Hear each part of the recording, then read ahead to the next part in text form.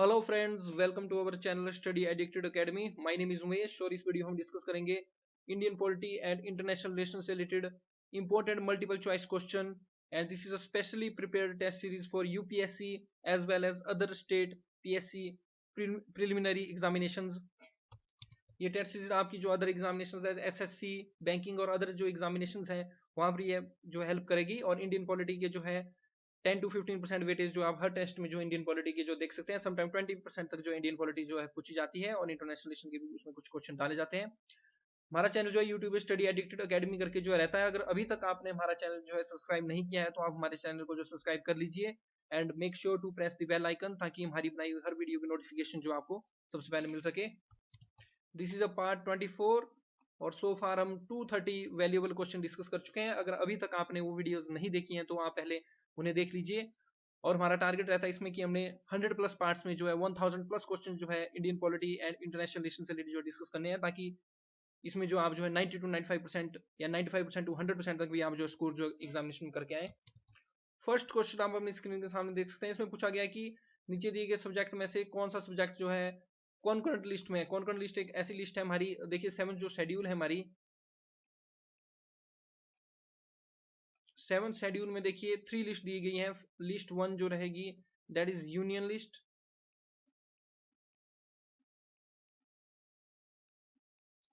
उसके बाद list second इसमें रहेगी दैट इज स्टेट लिस्ट।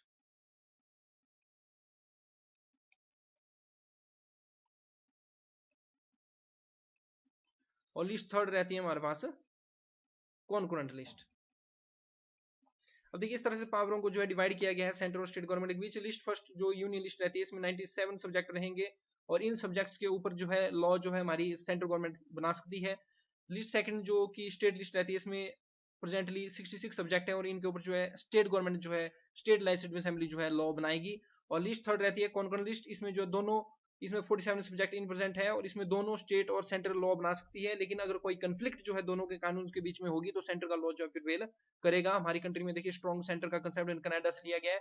अब देखिए इन तीनों लिस्ट में जो भी सब्जेक्ट नहीं दिए गए हैं, जैसे कि मान लीजिए ई कॉमर्स है, ओवर द टॉप प्लेटफॉर्म्स आजकल न्यूज में चले हुए हैं, तो इन सब सब्जेक्ट से रिलेटेड जो भी रेजिडुअरी जो सब्जेक्ट्स हैं, रेजिडुअरी सब्जेक्ट्स का मतलब है जो कॉन्स्टिट्यूशन में जिनकी पावर्स किसी भी गवर्नमेंट को नहीं दी गई है, किसी भी लॉ के द्वारा किसी गवर्नमेंट के पास ना ही यूनियन ना स्टेट गवर्नमेंट उनसे रिलेटेड पावर है। तो जो एंट्री 97 जो रहती है यूनियन लिस्ट की कॉन्स्टिट्यूशन की, वो बोलती है कि जो भी सब्जेक्ट जो इन 3 लिस्ट में कवर नहीं हुए हैं, जो बच गए हैं, उनके ऊपर भी कानून बनाने की शक्ति जो हमारी जो है सेंट्रल गवर्नमेंट के पास जो होगी। It is a residuary power और रेजिडुअरी पावर का कंसेप्ट भी हमने जो है कनाडा के कॉन्स्टिट्यूशन से लिया था। स्ट्रॉन्ग कॉन्स्टिट्यूशन के कंसेप्ट भी हमने जो है कनाडा के कॉन्स्टिट्यूशन से लिए थे और capital of Canada is Ottawa. तो आपने ध्यान में रखना कॉन्करेंट लिस्ट में by the 42nd constitutional amendment act 1976 education, forest and weight and measure, जो भी हम वेट करते हैं मान लेते टाइम, तो वेट एंड मेजर, एजुकेशन और फॉरेस्ट को जो है कॉन्करेंट लिस्ट में जो है डाल दिया गया था। From state list to concurrent list इनको डाला गया था। तो राइट आंसर हो जाएगा हमारा बी, एजुकेशन आपको कॉन्करेंट लिस्ट में मिलेगी, फॉरेस्ट भी कॉन्करेंट लिस्ट में आपको देखने को मिलेंगे। नेक्स्ट आपसे पूछा गया है कि सरकारी कमीशन को जो है किसके लिए, किस पर्पज के लिए जो सेटअप किया गया था, किस चीज को रिव्यू करने के लिए सेटअप किया गया था। तो देखिए सरकारी कमीशन जो है सेंटर स्टेट रिलेशन से रिलेटेड जो है रहता है, इसलिए relationship between the union and state से रिलेटेड जो है इसको जो है सेटअप किया गया था। नेक्स्ट क्वेश्चन आपसे पूछा गया कि who among the following is constitutionally empowered to declare a geographic area as a scheduled area. तो देखिए किसी भी एरिया को शेड्यूल्ड एरिया डिक्लेयर करने की पावर जो हमारे प्रेसिडेंट के पास है, और किसी भी कम्युनिटी को, ट्राइबल ग्रुप को एसटी या एससी का दर्जा देने की पावर भी हमारे प्रेसिडेंट के पास है। ये चीज आपने ध्यान में रखनी है। देखिए नेक्स्ट क्वेश्चन जो है यूपीएससी 2003 में ये क्वेश्चन पूछा गया था। इसमें देखिए आइटम्स हैं और किस कंट्री से हमारे कॉन्स्टिट्यूशन में इनको जो है बोरो किया गया है वो पूछे गए। तो आपने एक बात ध्यान रखनी है, direct principle of state policy जो है हमने जो है आयरलैंड से जो बोरो किए हुए हैं। Direct principle of state policy जो है part 4 of the constitution from article 36 to 51 हमें जो देखने को मिलते हैं, और ये जो हमने बोरो किए हुए हैं आयरलैंड के कॉन्स्टिट्यूशन से, तो एक हमारा मैच हो जाएगा 3 के साथ। उसके बाद आता है फंडामेंटल राइट्स। फंडामेंटल राइट्स हमने यूएसए से लिए हुए हैं और फंडामेंटल ड्यूटीज हमने यूएसएसआर सोवियत यूनियन से ली हुई है। कॉन्करेंट लिस्ट जो है यूनियन स्टेट रिलेशन जो कॉन्करेंट जो लिस्ट है जिसके ऊपर हमने डिस्कस की है, हमने जो है ऑस्ट्रेलिया के कॉन्स्टिट्यूशन से जो है लिए हुए हैं। और India as a union of states and greater power union, यानी कि ज्यादा पावर जो यूनियन के पास रहेगी, that is strong centre, it is a concept of Canada. तो देखिए ए के साथ जो है हमारा मैच कर रहा है 3, तो जहां पर ए के साथ 3 है उनको हम रखेंगे, बाकी को एलिमिनेट कर देंगे। अब उसके बाद बी के साथ 5, बी के साथ 5 देखिए दोनों ऑप्शन में है, बी में भी और डी में। उसके बाद सी के साथ हमारे पास मैच हो रहा है 1, तो देखिए यहाँ पर सी के साथ 2 है तो इसको हम काट देंगे और ऑटोमेटिकली हमारा आंसर आ जाएगा डी, सी के साथ 1 और डी के साथ हमारा मैच कर रहा है 2 कनाडा। ठीक है, हमारे कॉन्स्टिट्यूशन में कौन सी चीजें जो है कहां से हमने बोरो की हुई है, इनको आप रिमेंबर कर लीजिए। गवर्नमेंट ऑफ इंडिया 1935 से देखिए जो फेडरल स्कीम जो रहती है, फेडरल मतलब संघीय जो सिस्टम है हमारे पास, जैसे सेंट्रल गवर्नमेंट और स्टेट गवर्नमेंट रहती है, मतलब डबल गवर्नमेंट हमारे पास सेंटर की अलग है, जिसमें सेंटर सब्जेक्ट ऊपर लॉ बनाएगी और एक स्टेट्स की अलग अलग गवर्नमेंट्स रहती है, तो this is the federal scheme. ये हमने गवर्नमेंट ऑफ इंडिया 1935 से ली हुई है। ऑफिस ऑफ गवर्नर मेंशन है under the article 163 of the constitution, और प्रेसिडेंट हमारे आते हैं under the article 52 of the constitution, और वाइस प्रेसिडेंट आएंगे under the article 63 of the constitution. और प्रेसिडेंट की जो पार्डन पावर रहेगी, it is under the article 72 of the constitution, और 12 मेंबर्स को ये नॉमिनेट करेंगे to the Rajya Sabha under the article 80 of the constitution. तो यहाँ पर federal scheme, office of governor, judiciary जो हमारी न्याय प्रणाली है, पब्लिक सर्विस कमीशन देखिए हमारे अंडर द आर्टिकल 315 टू 323 जो है UPSC as well as other state public service commission से रिलेटेड आपको प्रोविजन जो देखने को मिलेंगे। Emergency provision part 18 of the constitution from article 352 to 360 हम देखने को मिलते हैं। तो ये भी आपको बताना चाहिए कि इमरजेंसी प्रोविजन हमने जो है गवर्नमेंट ऑफ इंडिया के 1935 से बोरो किए हुए हैं।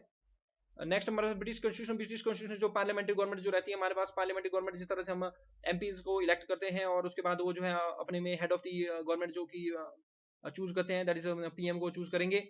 इस तरह से पार्लियामेंट्री फॉर्म ऑफ गवर्नमेंट हमारे पास रहती है। उसके बाद और पार्लियामेंट जैसे हमारे राज्यसभा लोकसभा 2 हाउसेस की तहत जो वर्क करती है जिस तरह से, तो ये जो वेस्टमिनिस्टर मॉडल या पार्लियामेंट्री गवर्नमेंट इसको बोलते हैं। फिर रूल ऑफ लॉ हमने ब्रिटेन से लिया हुआ है, लेस स्टडी प्रोसीजर और सिंगल सिटीजनशिप, यानी कि एक ही सिटीजनशिप, एक ही नागरिकता हमारी कंट्री में जो रहती है, और सिटीजनशिप का कंसेप्ट आपको यूनियन लिस्ट में मिलेगा। और इंडिया की ही नागरिकता है, किसी स्टेट की अपनी अलग से नागरिकता नहीं है, और हम किसी भी फॉरेन कंट्री की नागरिकता नहीं ले सकते हैं। कैबिनेट सिस्टम, प्रेरोगेटिव जो रिट्स का जो कंसेप्ट है, पार्लियामेंट्री प्रिविलेजेस एंड बाइकैमरलिज्म का मतलब होता है दो हाउसेस, जैसे दो हाउसेस हमारे यहाँ पर रहते हैं, Lok Sabha that is lower house और upper house council of states Rajya Sabha. उसके बाद यूएस कॉन्स्टिट्यूशन हमने लिया हुआ फंडामेंटल राइट्स आपको देखने को मिलेंगे in the part 3rd of the constitution from article 12 to 35। फिर इंडिपेंडेंस ऑफ जुडिशरी, हमारे यहाँ पर जुडिशरी जो इंडिपेंडेंट रहती है, judicial review, impeachment of the president को किस तरह से जो रिमूव किया जा सकता है, किस तरह से इम्पीचमेंट उनकी होगी, removal of supreme court and high court जजेस and post of vice president. Post of vice president में हम ध्यान रखना, हमने यूएस कॉन्स्टिट्यूशन ली हुई है। इंग्लिश कॉन्स्टिट्यूशन हमने डायरेक्ट प्रिंसिपल स्टेट पॉलिसी जो लिए हुए हैं, और nomination of members to the Rajya Sabha और method of election of president.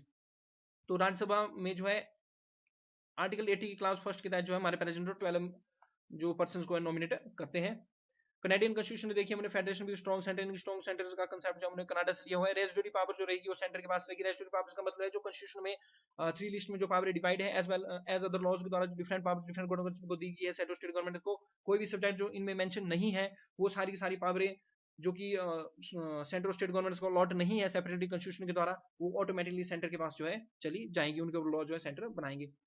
Appointment of state governors by the centre, advisory जुडिक्शन रहती है सुप्रीम कोर्ट की, एडवाइजरी जुडिक्शन ऑफ सुप्रीम कोर्ट जो आपको देखने को मिलेगी under article 143 of the constitution. और जो लॉ जो बनाए जाएंगे सुप्रीम कोर्ट द्वारा जो बाइंडिंग रहेंगे हर एक कोर्ट के ऊपर, आर्टिकल 142 ऑफ द कॉन्स्टिट्यूशन ये चीजें बोलता है। और हाई कोर्ट के जजेस एक कोर्ट से दूसरे कोर्ट में जो है under the article 222 of the constitution जो है शिफ्ट होते हैं। ऑस्ट्रेलियन कॉन्स्टिट्यूशन हमने ली हुई है concurrent list, freedom of trade, commerce and intercourse, joint sitting of the 2 houses of the parliament. Joint sitting of the 2 houses of the parliament आपको जो under the article 108 of the constitution में देखने को मिलेगी। नेक्स्ट आपके पास रहता है जो जर्मनी के कॉन्स्टिट्यूशन, जर्मनी कॉन्स्टिट्यूशन हमने ली हुई है suspension of fundamental rights during the emergency, जो मौलिक अधिकार हमारे सस्पेंड हो जाते हैं ड्यूरिंग द इमरजेंसी, ये कंसेप्ट जर्मनी से हमने लिया हुआ है। सोवियत यूनियन जो यूएसएसआर पहले था, बाद में 1991 में इसकी डिसइंटीग्रेशन हो गई कोल्ड वार के समाप्त होने के बाद। तो जो इन प्रेजेंट जो रशिया है, इनसे हमने जो फंडामेंटल ड्यूटीज ली हुई है, जो कि part 4th A of the constitution में हमें देखने को मिलती है under the article 15(1)(a) of the constitution and ideal of justice socio economic political in the permeable. तो जस्टिस सोशियो इकोनॉमिक पॉलिटिकल जो परमिएबल है, ये भी यूएसएसआर से ली हुई है। फ्रेंच कॉन्स्टिट्यूशन से हमने जो है Republic and ideas of liberty equality and fraternity permeable लिया हुआ है। साउथ अफ्रीकन कॉन्स्टिट्यूशन में जो amendment procedure under the article 368 of the constitution जो अमेंडमेंट करते हैं कॉन्स्टिट्यूशन की, and election of members of Rajya Sabha. और जापानीज कॉन्स्टिट्यूशन हमने लिया हुआ है procedure established by law. Again next question हमने मैच करने हैं कि कौन से सब्जेक्ट जो है किस लिस्ट में हम देखने को मिलते हैं और कौन करेक्टली मैच नहीं, ये पूछा जा रहा है। देखिए स्टॉक एक्सचेंजेस जो है हमें यूनियन लिस्ट में जो है देखने को मिलेंगे, जिस तरह से बॉम्बे स्टॉक एक्सचेंज है, नेशनल स्टॉक एक्सचेंज है। फॉरेस्ट हमें कौन लिस्ट में देखने को मिलेगा, बिल्कुल सही बात है, ये सही हो जाएगा। इंश्योरेंस हमें जो है यूनियन लिस्ट में देखने को मिलेगी। और इंश्योरेंस को ध्यान रखना, insurance regulatory and development authority of India जो रहती है, इसके द्वारा जिसके जो है इंश्योरेंस और डी इंश्योरेंस जो री इंश्योरेंस और इंश्योरेंस जो सेक्टर जो रहता है, इसको जो है IRDA के द्वारा, insurance regulatory development authority of India के द्वारा जो इसको जो है रेगुलेट किया जाता है। IRDA के जो है स्टैट्यूटरी बॉडी में देखने को मिलेगी और हेडक्वार्टर इसके जो हैदराबाद में देखने को मिलेगा और 1999 में इसको एस्टैब्लिश किया है। मैरिज और डाइवोर्स अगेन आपको कौन लिस्ट में जो देखने को मिलेंगे, तो जो गलत जो हमारे पास हो जाएगा स्टॉक एक्सचेंज का ध्यान रखना, ये आपको यूनियन लिस्ट में देखने को मिलेंगे। नेक्स्ट क्वेश्चन देखिए, यूपीएससी एनडीए 2010 में जो पूछा गया है, इसमें इंटर स्टेट काउंसिल से रिलेटेड जो है आपसे पूछा गया है। देखिए इंटर स्टेट काउंसिल एक कॉन्स्टिट्यूशनल बॉडी है, ये under the article 263 of the constitution के तहत जो एस्टैब्लिश की जाती है, इस चीज को आप पहले ध्यान रख लीजिए।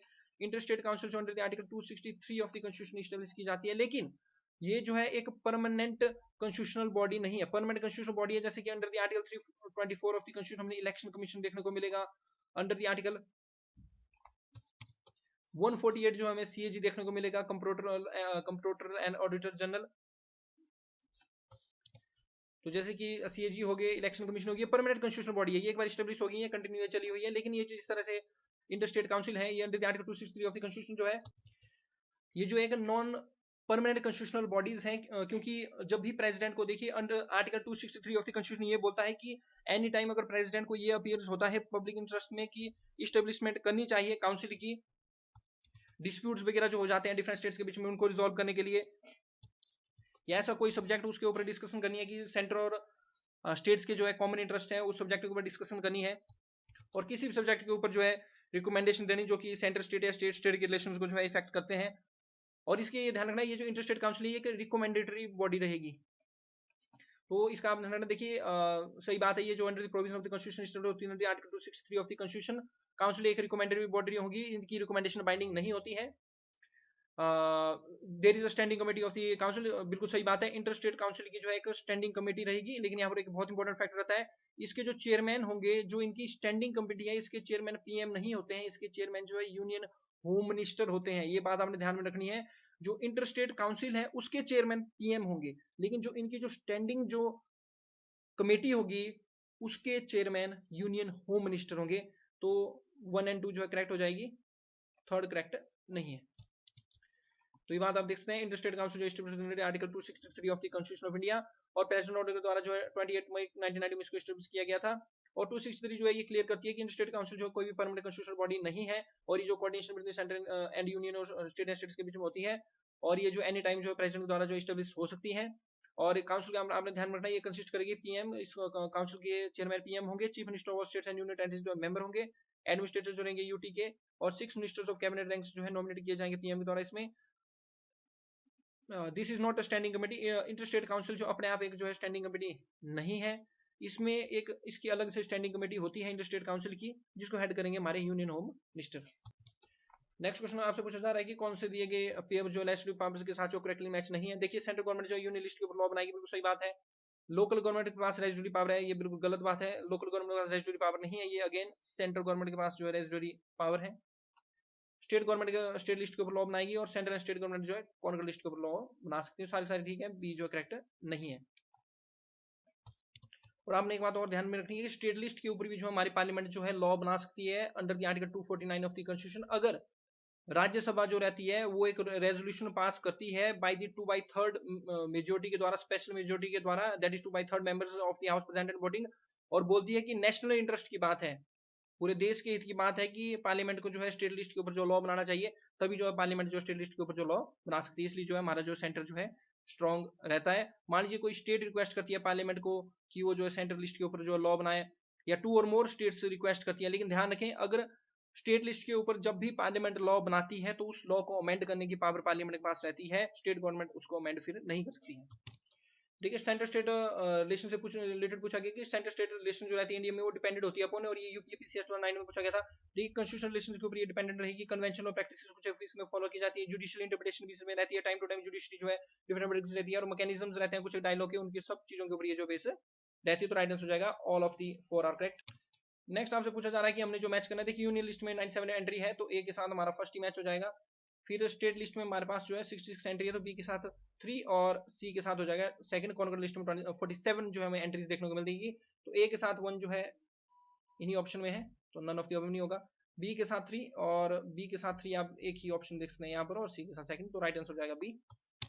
लास्ट क्वेश्चन देखिए यूपीएससी 204 का ये क्वेश्चन रहता है, इसमें पूछा जा रहा है कि वो कौन सा आर्टिकल जो रहता है हमारे संविधान का, ये बोलता है कि no child below the age of 14 year shall be employed to work in any factory और माइन और engaged in any other hazardous employment. तो ऐसा कौन सा अनुच्छेद हमारे संविधान का ये बोलता है कि किसी भी बच्चे को जिसकी उम्र जो है 14 ईयर्स या उससे कम है, उसको जो है किसी भी फैक्ट्री या माइन में जो है एम्प्लॉय नहीं किया जा सकता है, जहां पर जो है जोखिम भरे काम जो है करने होते हैं। तो ये पूरी की पूरी स्टेटमेंट आपको देखने को मिलेगी article 24 of the constitution fundamental rights में, राइट अगेंस्ट एक्सप्लॉयटेशन में। तो राइट आंसर हो जाएगा इसका A, article 24। This is the end of this video friends. I hope आपको मेरी वीडियो पसंद आई होगी, आपको कुछ ना कुछ जो है इसमें जानने को मिला होगा। अगर आप चाहते हैं कि मैं इन सीरीज को आपके लिए कंटिन्यू रखूं, तो आप मेरे चैनल को जो ज्यादा से ज्यादा लाइक कीजिए, सब्सक्राइब कीजिए, शेयर कीजिए, दूसरों की हेल्प भी कीजिए, because we rise by lifting others. Thanks very much for listening. जय हिंद, जय भारत, जय हिंद।